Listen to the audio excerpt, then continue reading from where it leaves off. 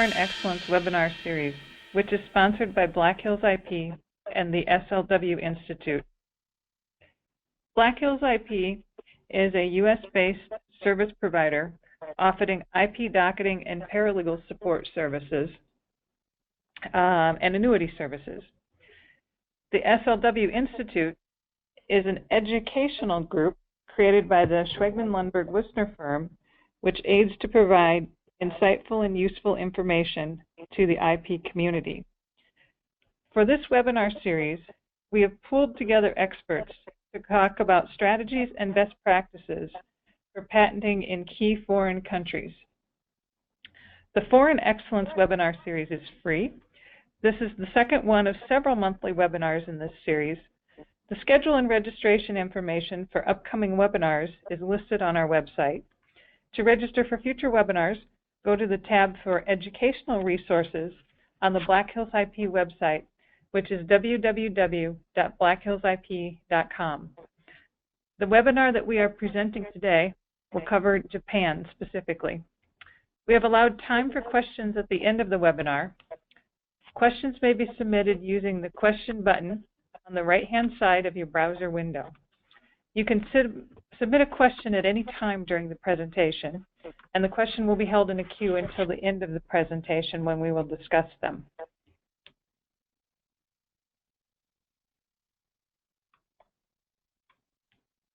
Let me get my slides advancing here.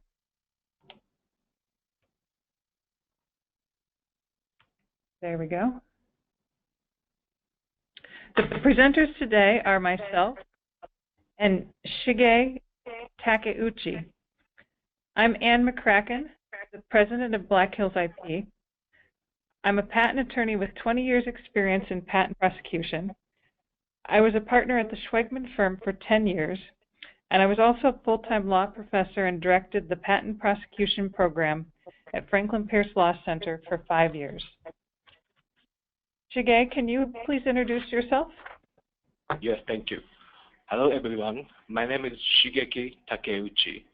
I'm happy to have the opportunity to give the presentation today. I'm a Japanese patent attorney working at Oshelian LLP, the Silicon Valley office. I have moved from Tokyo this September, so I'm in the middle of adjustment to the new life. Before coming here, I worked in Oshelian Tokyo office and the Japanese patent firm, and I have been engaged in patent prosecution in both countries over 10 years. I hope today's webinar helps your and your client's business in Japan. Thank you, Anne. Thank you very much. Again, there we go. Today we're going to talk about some patent filing trends in Japan, and then also very specific details and overview of the patent process in Japan.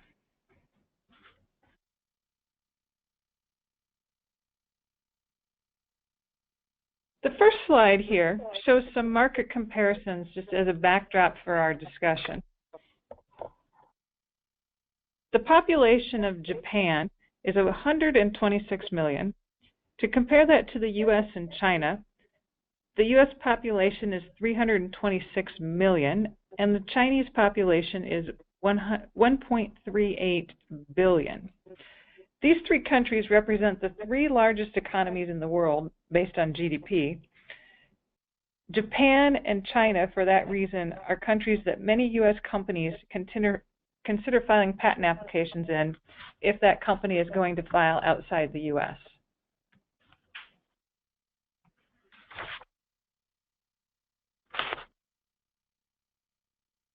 Hold on here.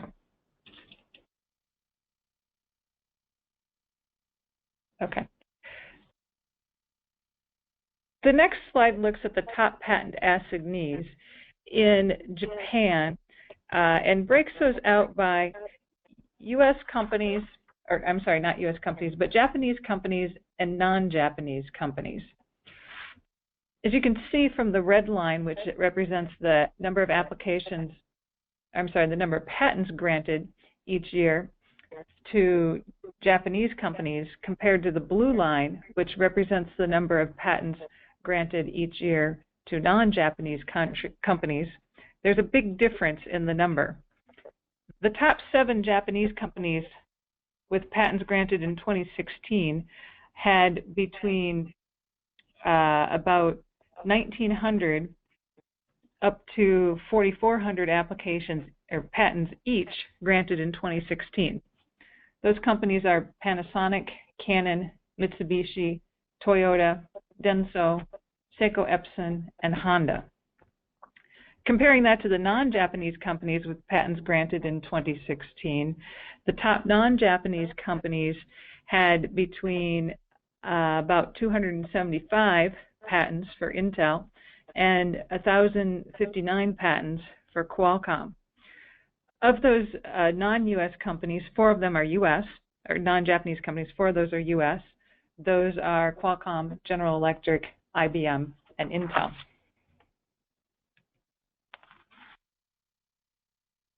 Now looking at the technologies that are covered in applications filed in Japan, the top 10 technology areas are shown on this slide.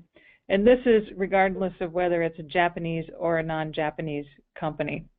The top technology area is electrical machinery, apparatus, and energy, which accounts for almost 9% of the application filings per year. That's followed by optics, audiovisual technology, computer technology, and semiconductors, each of which account for more than 5% of the applications filed in Japan. So clearly, companies in the computer and electronics field are regularly filing in Japan.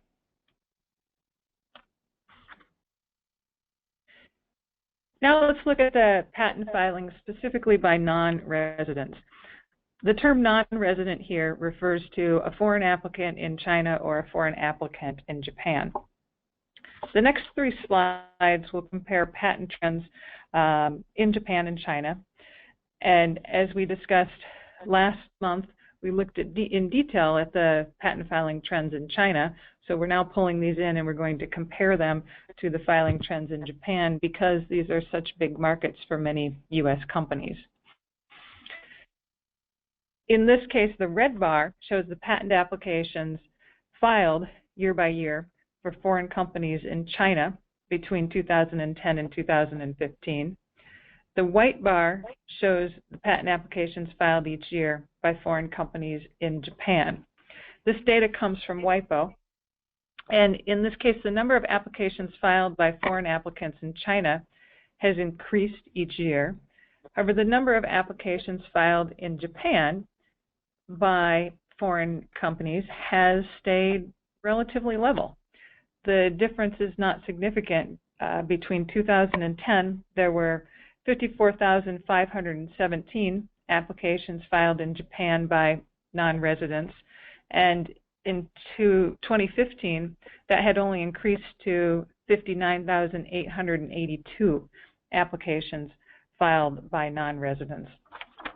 Also, if you look at the number of applications filed each year in China, it's roughly twice the number of applications filed by foreign companies in Japan.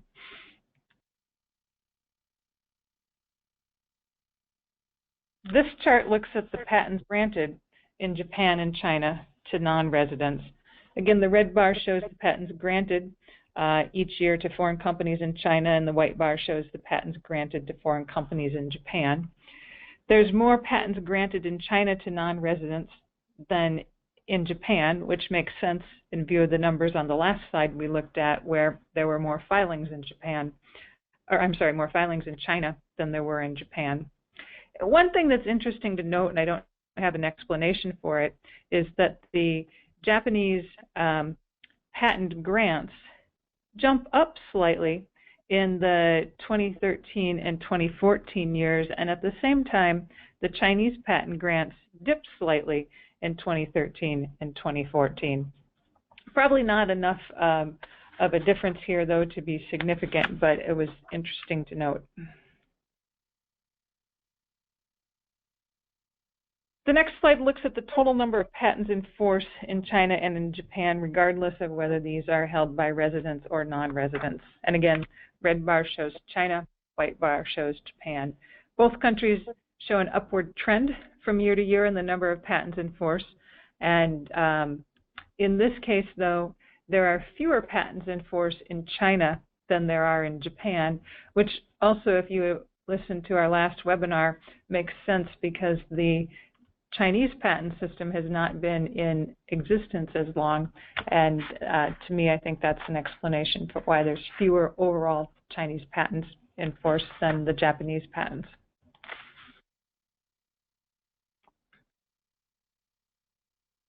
Last, I want to look at the cost of a patent over the lifetime of the application and the patent before I turn this over to Shige.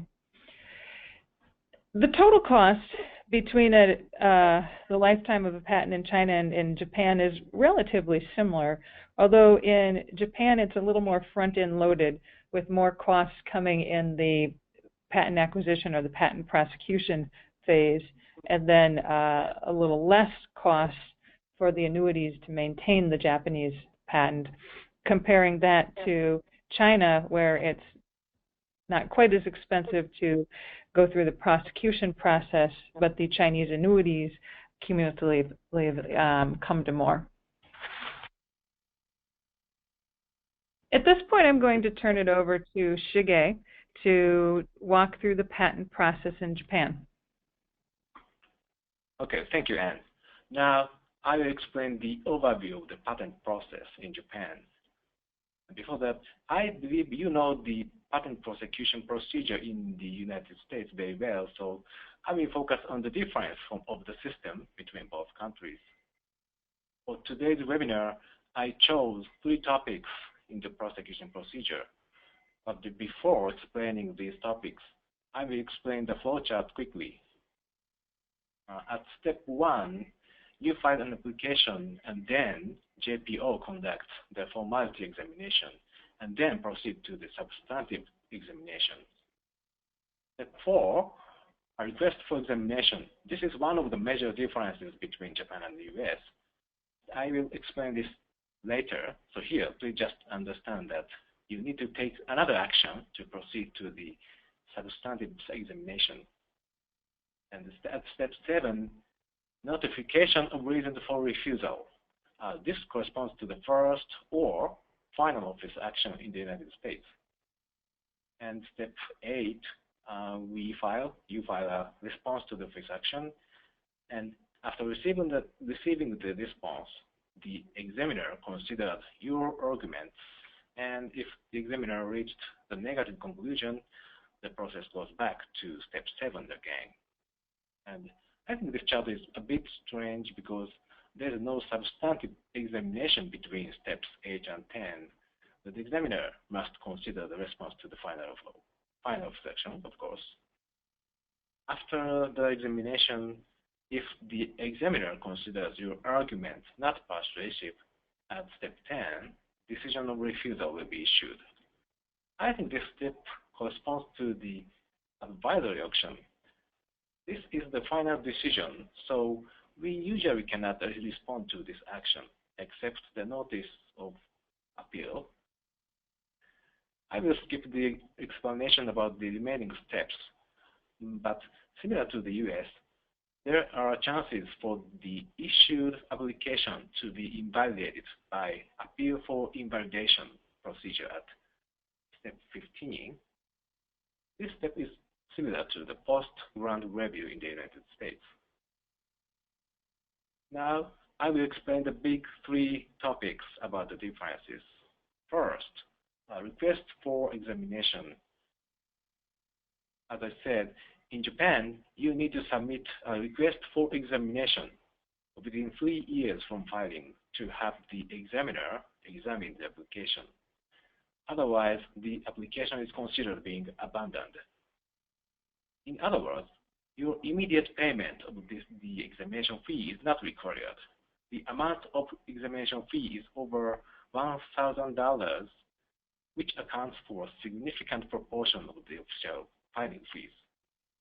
So it is a common strategy for Japanese companies not to file the examination request on filing for securing time to determine whether they need to pursue the protection by that invention. You can use that strategy, especially when your client is not sure they need protection in Japan and want to defer their decision, or when your client simply wants to save initial cost. The second difference is requirement for amendments. I think this difference is very important in our practical business. There are many differences on amendment requirements depending on the prosecution stages. But here, I want to tell you about the requirement after final stage. As you know, in the United States, the after final amendment is limited, and the entrance and consideration of the amended claims, including an additional feature, depend on the examiner's wide discretion. On the other hand, in Japan, the restriction in after final amendment is relatively less strict, and whether the amendment is accepted is more predictable. In general, it is acceptable to introduce a new feature from the spec as long as it narrows the scope of the claim term. Additionally, when amendment, even amendment that does not limit the scope, may be accepted if such amendment is made for clarification purpose, usually against the indefiniteness objection. Additionally, in Japan, you can further amend the claims when filing an appeal decision of refusal. Thus, you have many chances of making substantive amendments even after final stage, which means you have more chances to have the application allowed under the examination of a single application. Third, examiner interview. In my opinion, the interview is quite effective in Japan. Unlike the US examiners, Japanese examiners usually work at the JPO office, the center of Tokyo. It is very easy for you or Japanese attorney to meet with them and discuss the patentability of your application in person. Once you can make an appointment, you or Japanese attorney can discuss the complicated issue such as inventive step. The Japanese examiners tend to consider our arguments based on their best understanding of the invention and embodiments, and JPO officially says the examiner should allow us to conduct the interview at least once in the examination. Thus, it would be beneficial for you to consider the in-person interview, especially when you want the allowance in very important case. Next slide, please.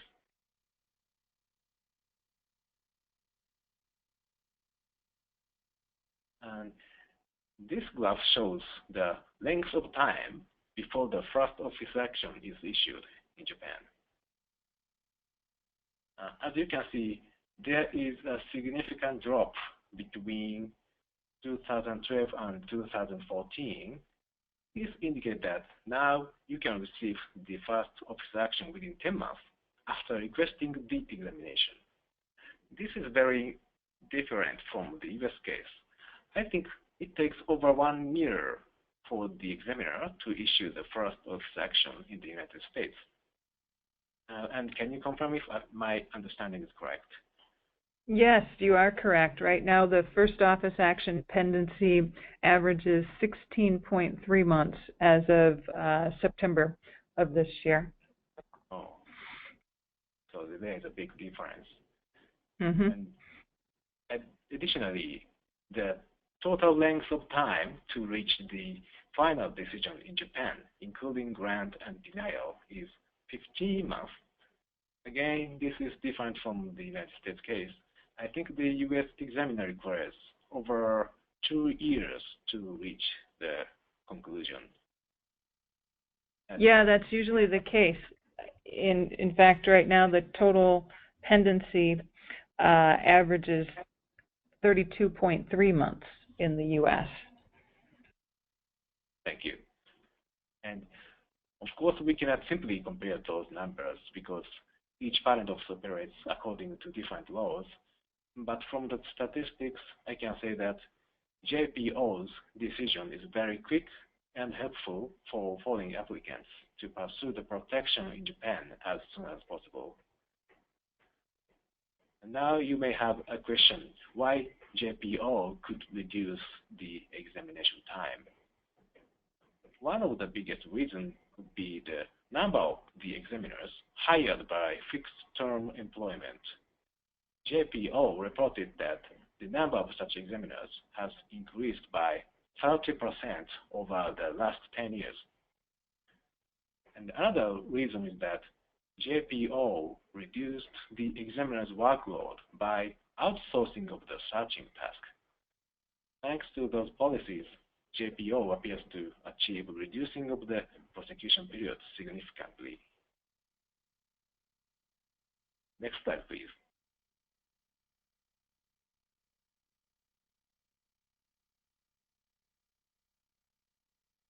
Thank you.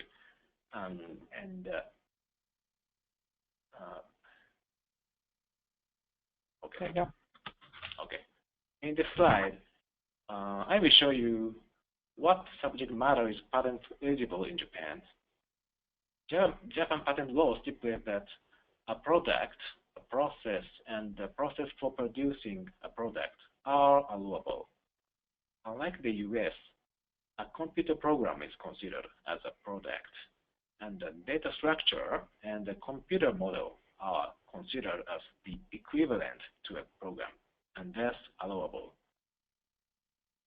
However, similar to the US laws, the Japanese law requires the software type invention be described to use some hardware resources. Thus, the basic idea for patent-eligible software invention is not so different between US and Japan.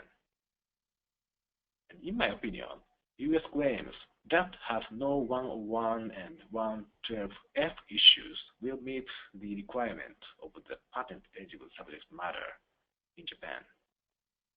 So if we draft claims considering the software invention issues in the United States, I think we don't have to worry too much about the requirement in Japan. Please go to the next slide. And this slide shows the court system on IP-related cases in Japan. I think the procedure is similar to the United States. As shown in the slide, there are generally two paths for infringement cases and appeals against JPO decision cases. The right part of the slide shows the case of appeal against JPO decision. This is very similar to the appeal procedure in the United States. First, your complaint must be tried by an appeal board of the JPO, consisting of JPO examiners. Then, you can proceed to the IP High Court and the Supreme Court. I will give you explanation about the IP High Court later.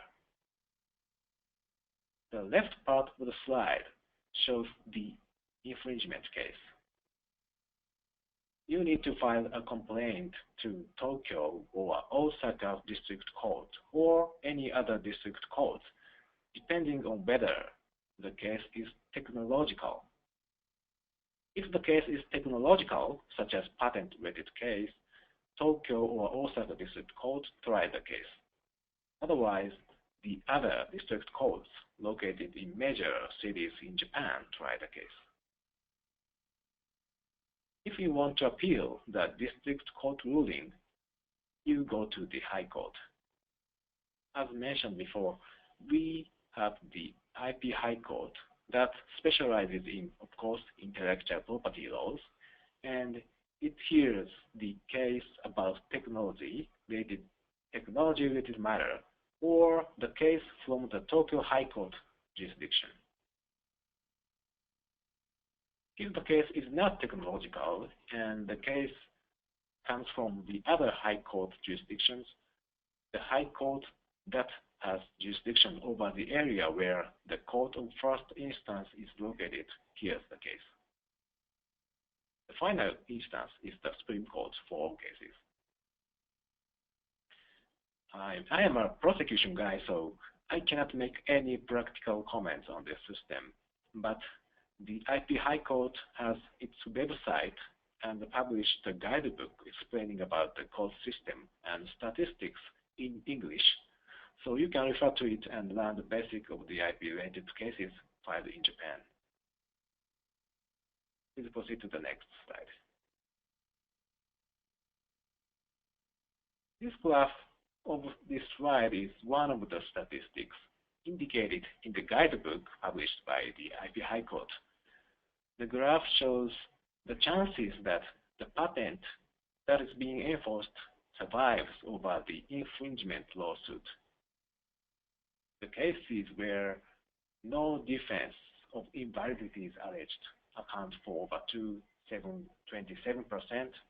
The cases where the cases where defense of invalidity is alleged but no judgment is made account for 43%.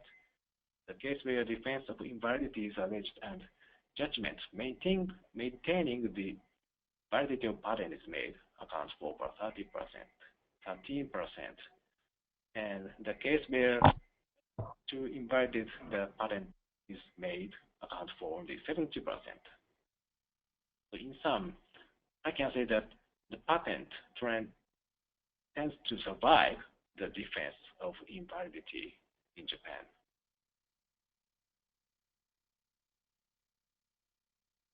Next slide, please.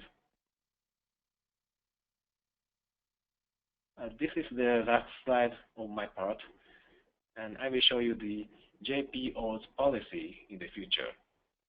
Now, JPO specifically focuses on IoT-related invention. They established a team to accumulate and share knowledge and expertise with other countries' patent office and patent practitioner. They updated the patent examining procedure for examining the IoT-related invention. The updated policy encouraged the examiner to consider the advantageous effect of the IoT invention, so we can expect JPO examiners to allow the IoT inventions more proactively. Last year, JPO also established a new patent classification, DIT, which allows us to retrieve information about the IoT-related applications comprehensively.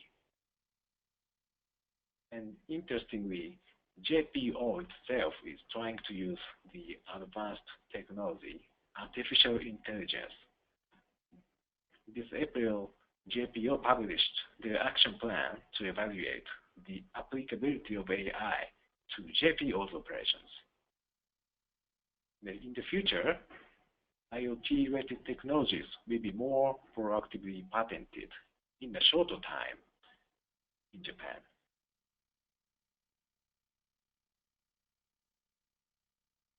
That brings me to the end of my presentation. Thank you for your attention. Thank you very much, Shige. First I want to remind the audience that questions regarding today's program may be submitted with the question button on the right-hand side of the browser. If you have questions regarding Black Hills IP Services, please contact our Vice President of Sales, Jim Brophy. If you want more information about the SLW Institute, please contact their Program Director, Brian Ness. And Shige's contact information is on the earlier slide as well, if you wish to reach out to him. While we're taking a minute to allow people to submit questions, I wanted to just briefly summarize some of the high points that Shige covered. He pointed out three differences in the process between U.S. practice and Japanese practice that I think are significant. The first being that you have the ability to defer the request for examination for up to 3 years. And particularly if you have cost-sensitive clients, that could be a benefit by postponing some of their fees.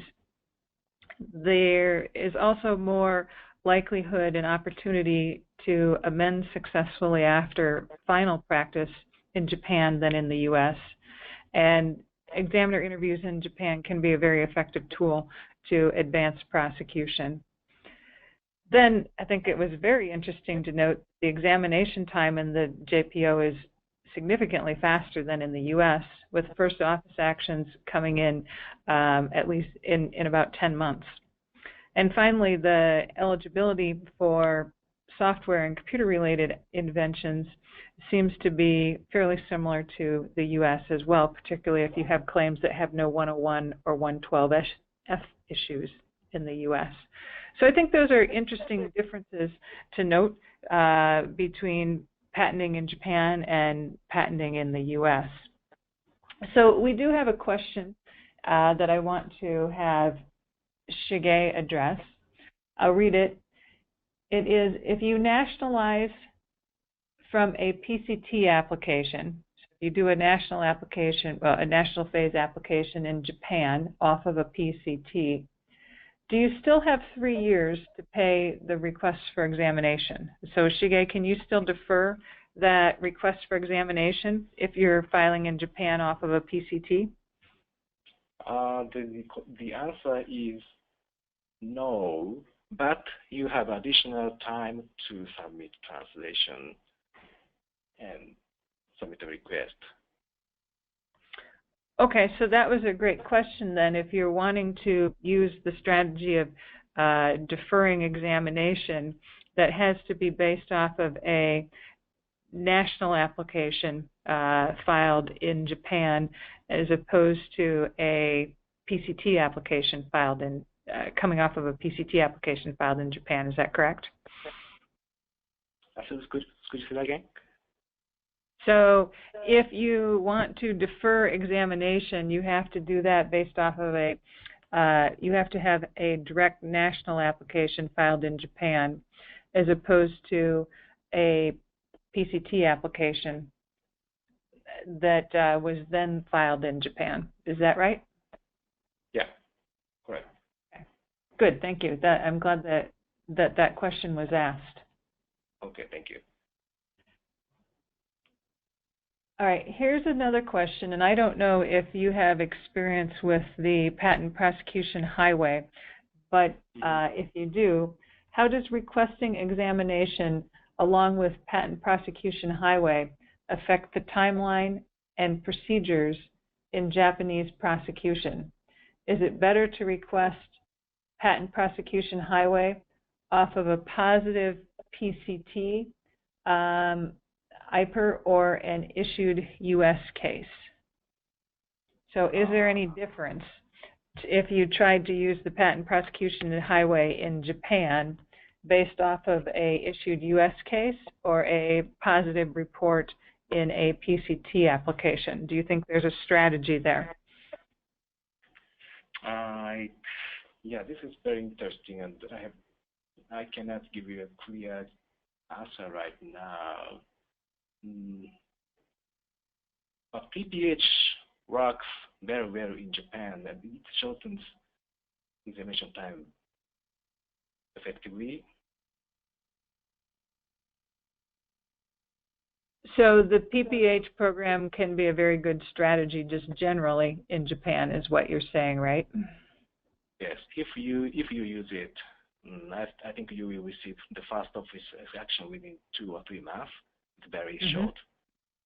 It's very useful. Okay, good.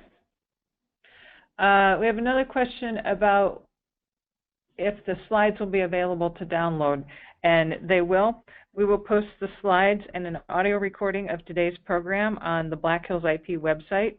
Under the Educational Resources tab, there's a Foreign Excellence menu, and the slides and audio recordings of all previous webinars in this series will be posted there. Give us a couple days to get these processed and posted, but they will be available. It looks like that's all we have for questions in the queue. So first of all, I would like to thank you, Shige, for taking time to present, and wish you the best of luck as you're getting used to living in California. And I'd like to ask our audience to please join us for the next presentation, which will be on patenting in Korea. That is on Thursday, December 21st at 1 p.m. Central Time, and you can register for that on our website. Thank you very much, and please join us for the next webinar.